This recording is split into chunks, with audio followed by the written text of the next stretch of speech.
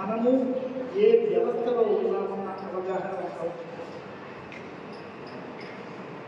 ఈ రోజున భారతదేశంలో ఉన్నటువంటి మనమంతా, మన ప్రజానీకమంతా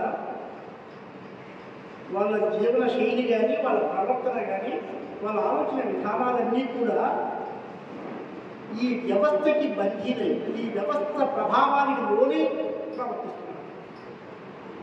వాళ్ళకు వాళ్ళు కాదు. ఒక కుర్రాన్ని, సూర్యపడి కుర్రాన్ని వాళ్ళు చంపారు అంటే వాళ్ళని ఈ కుర్రవాడి కులం పట్ల ఇంత అసహించుకునే స్థాయికి వ్యవస్థ తయారు చేసినారు.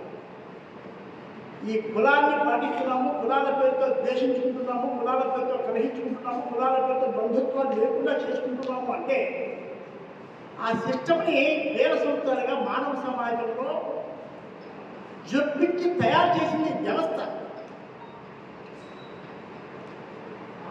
ఒక 10 సంవత్సరాల క్రితం ఒక అమ్మాయిని 3-4 రేపు చంపిన సందర్భంలో వాళ్ళని ఎన్కౌంటర్ చేసినప్పుడు ఉస్మానియా నుంచి ఒక స్టూడెంట్, ఒక అమ్మాయి మాట్లాడుతుంది.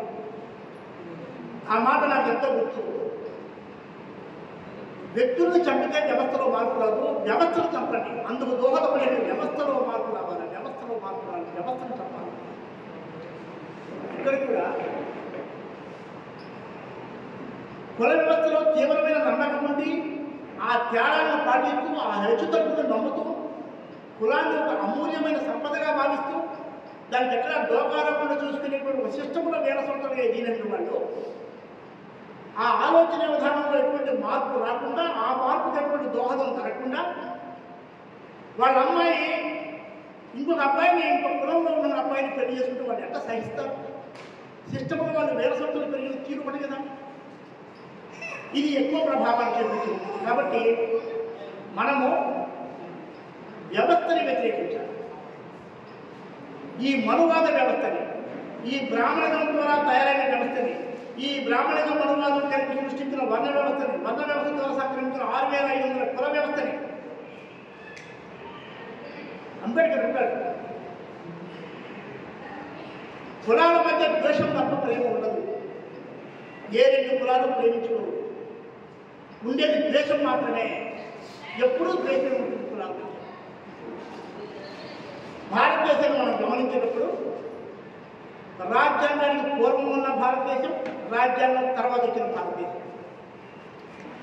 రాజ్యాంగానికి పూర్వం ఉన్న భారతదేశంలో ప్రజాస్వామ్యం లేదు, కుల వ్యవస్థ వెలుగుపోయింది. అప్పటి జీవితాలు ఎవరికి చదువు లేదు, ఎవరికి సంపద లేదు, ఎవరికి ఆయుధం లేదు. రాజ్యాంగం వచ్చాక అందరికీ సమానమైన అవకాశాలని వ్యవస్థకి విరుద్ధంగా తయారు చేసి పెట్టింది ప్రజాస్వామ్య వ్యవస్థగా. దాన్ని వాడుకుంటూ ఇంత దూరం వచ్చిన ఈ సమాజం వేరు, దీని ఆసరా లేకుండా రాజ్యాంగం పూర్వం ఉన్న సమాజం వేరు. ఇది మనం గమనంలో పెట్టుకున్నప్పుడు ఇంత దూరం వచ్చిన మనం ఇప్పటికీ చాలామంది అవసరాల రీత్యా కలుస్తున్నాము, కలిసి ప్రయాణం చేస్తున్నాం, కలిసి భోజనం చేస్తున్నాం, కలిసి ఫంక్షన్ చేసుకుంటాం. కానీ ఒకటే పడితే కలిసి మనుషుల మధ్య పెళ్లిళ్ళు జరగట్లేదు. మానవ సంబంధాలు ఏర్పడట, కుల సంబంధాలు తప్ప మానవ సంబంధాలు లేవు. కులం లోపల పెళ్లిలే తప్ప కులాల మధ్య పెళ్లిళ్ళు లేవు. అంబేద్కర్ అంటారు ఒకటే ఒక మాట, 2 మాటలు చెప్పి నేను ముగిస్తా, మీరు కూర్చోబాబు. బాగా గుర్తుపెట్టుకోవాలి. ఏంటంటే భారతదేశం ఎదుర్కొంటున్న అతిపెద్ద సమస్య కుల వ్యవస్థే.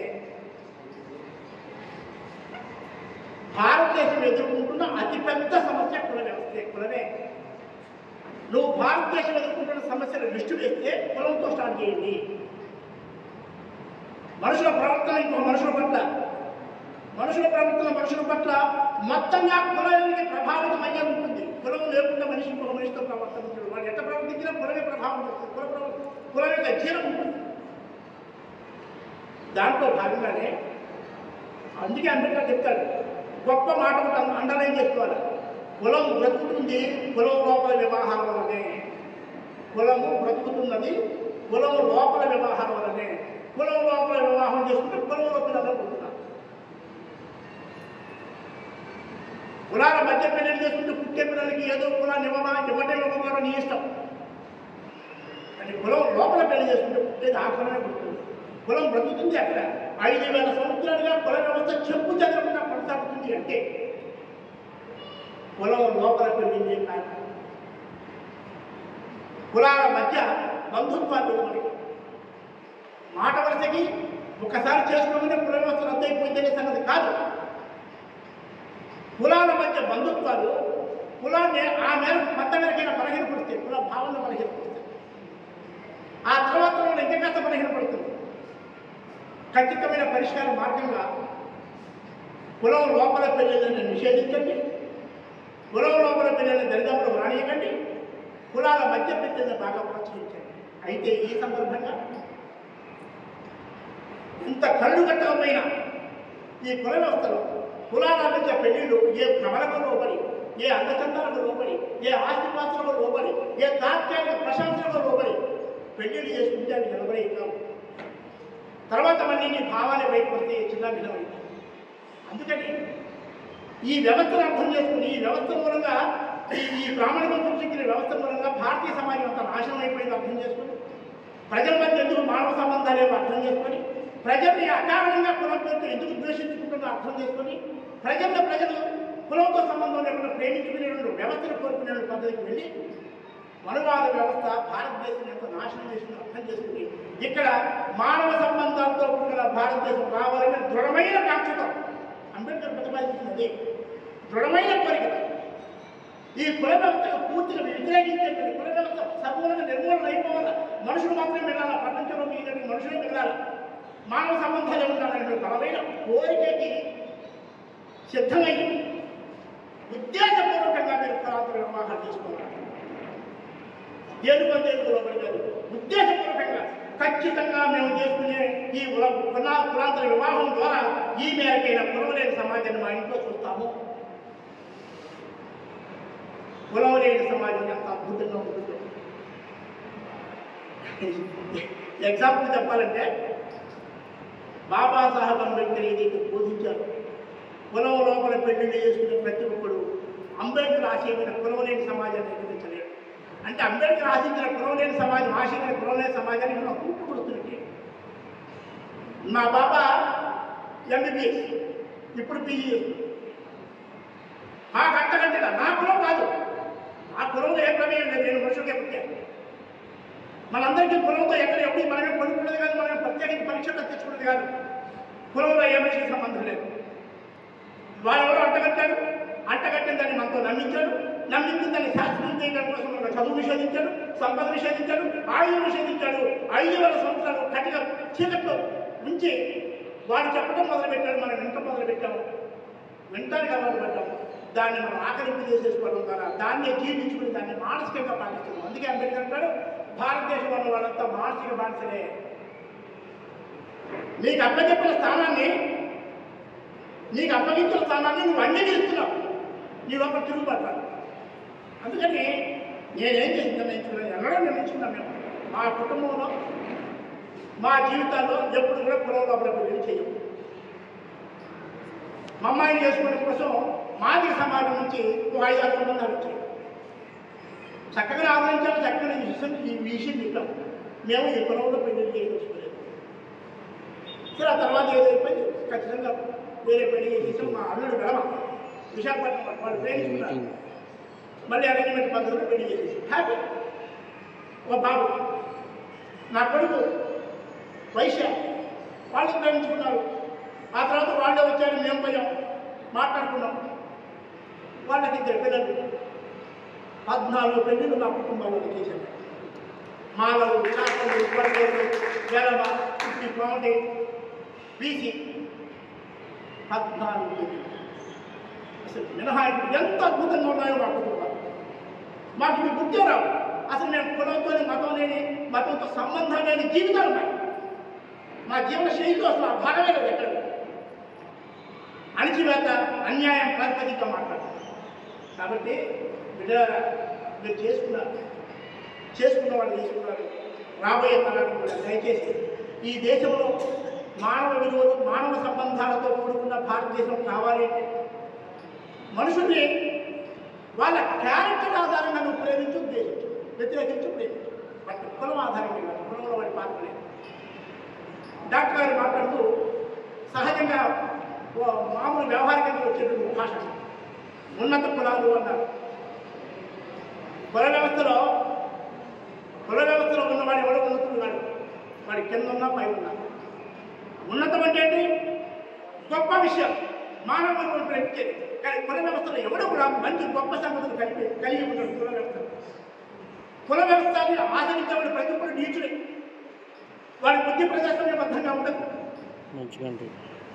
వాడెవడో ఉంటగట్టి ఒక మాటలో చెప్పాల్సి వస్తే ఎప్పుడైనా చెప్తాను అవకాశం ఉంటే, ఆర్య వర్గాలకు కలిగిన దేశం యొక్క స్థాయి ఆధారంగా కుల వ్యవస్థలు హెచ్చుతుంటారు. ఆర్యులకు కలిగిన దేశం యొక్క స్థాయి ఆధారంగా వాడికి ఎవరి మీద ఎక్కువ దేశం కలిగిందో తక్కువ స్థాయి వచ్చింది, వాడికి ఎవరి మీద కొంచెం తక్కువ దేశం వచ్చిందో కాస్తంత ఉన్న దాంట్లో సూత్రవర్ణం ఇది ఒక భాగం. అందుకని కుల వ్యవస్థ ఉంటే హంబం. కులాలకు పిల్లలు పుట్టారు. ఎవరు పుడతారు? మనుషులు పుడతారు.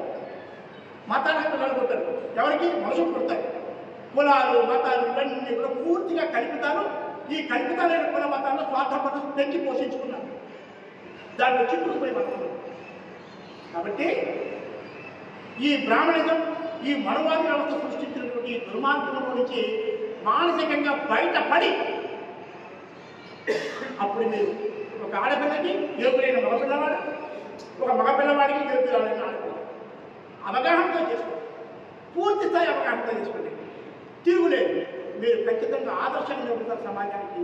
బాబాసాహెబ్ అంబేద్కర్ ఏదైతే ఆశించాడో ఆయన ఆశయమైన కులవలేని సమాజం మన ద్వారానే వస్తుంది.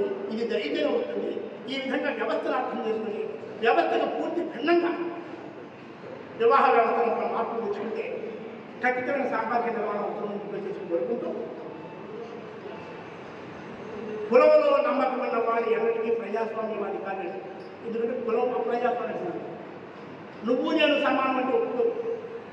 కానీ ప్రజాస్వామ్యం చెప్తుంది మనుషులంతా సమానమే. నీ కెపాసిటీ బట్టి హోదాలు వేరు ఉండొచ్చు, బట్ మనిషిగా మనం అంతా సమానమే. కులము మనుషులంతా సమానం చెప్తుంది. అప్రజాస్వామ్యం. కులంలో నమ్మకం ఉన్న ఎవరైనా సరే వాడు ప్రజాస్వామ్యవాది కాలేడు, వాడు అంబేద్కర్వాది కాలేడు. చివరిగా ఒక మాట, బ్రాహ్మణిజం నుంచి మనువాదం నుంచి 100కి 100 ఎవరైతే బయటకు వస్తారో వాళ్ళు మాత్రమే దేశాన్ని ప్రేమిస్తారు. దేశాన్ని ప్రేమించడం అంటే మనుషులు ప్రేమించారు. అట్లా మనుషులు మాత్రమే ప్రేమించిన వాళ్ళు ఎప్పటికీ అప్పటికీ డాక్టర్ బిఆర్ అంబేద్కర్ ఒక్కడే. ఎందుకు ఆయన ఒక్కడే దాంట్లో పూర్తిగా బయటపడ్డాడు కాబట్టి భారతదేశంలో కుల నిర్మూలన జరిగి తీరాలనే సిద్ధాంతాన్ని ప్రతిపాదించాడు. ఇంతవరకు ఎవరు చేయకపోతే ఇంకెవరు లేరు.